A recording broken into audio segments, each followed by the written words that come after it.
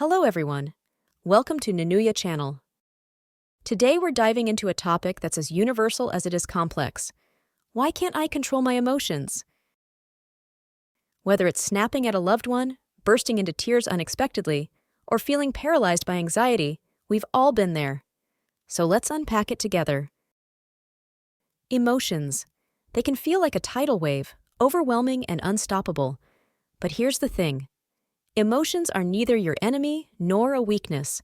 They're signals, your brain's way of telling you something important about your internal or external world. Yet, when they feel out of control, it's hard to see them that way. Today, we'll explore why emotions sometimes feel unmanageable, the science behind emotional regulation, practical strategies to regain control. Ready? Let's dive in. Let's start with why emotions can feel like they're running the show. First, it's important to understand that emotions are deeply tied to your brain's wiring. Specifically, they originate in the limbic system, a part of the brain responsible for survival instincts, memory, and emotional responses. Ever heard of the amygdala? It's a small, almond-shaped part of your brain that plays a big role in processing emotions, especially fear and anger. When your amygdala senses a threat, whether it's a real danger or just a stressful email, it activates your fight-or-flight response. This can overwhelm the more logical part of your brain, the prefrontal cortex, making it harder to think clearly or act calmly. But it's not just about the brain. Your upbringing, past experiences, and even your physical health can shape how you experience and express emotions. For example, if you've grown up in an environment where emotions were dismissed or punished, you might struggle to recognize and regulate them as an adult. Now, let's talk about emotional regulation. It's a fancy term, but at its core, it's your ability to influence how you experience and respond to emotions. The good news?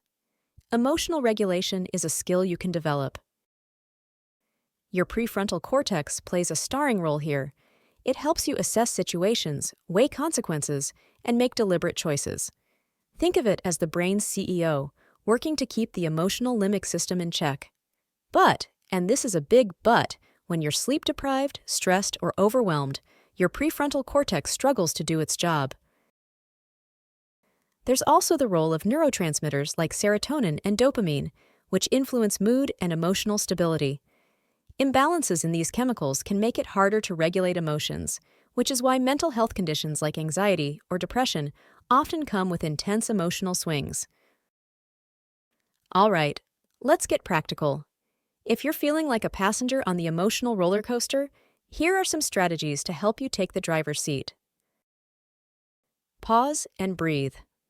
When emotions feel overwhelming, your breath is your anchor.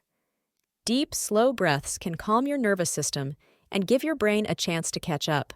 Try inhaling for 4 counts, holding for 4, and exhaling for 6.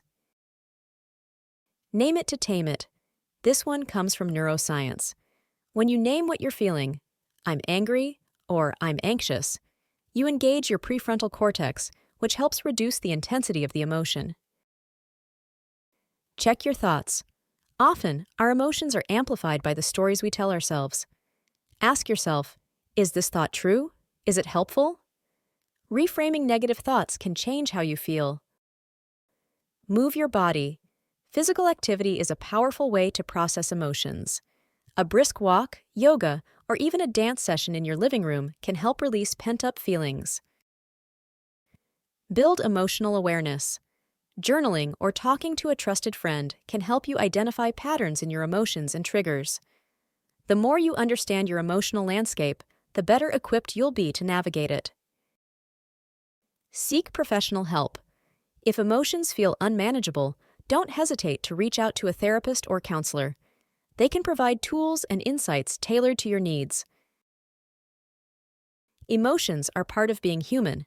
They can be messy, overwhelming, and even painful, but they're also what make life rich and meaningful. Learning to manage them takes time and practice, so be patient with yourself. Thanks for joining me on. If you found this episode helpful, don't forget to subscribe and share it with someone who might need it. And remember, you have more control than you think. Take a deep breath and keep moving forward.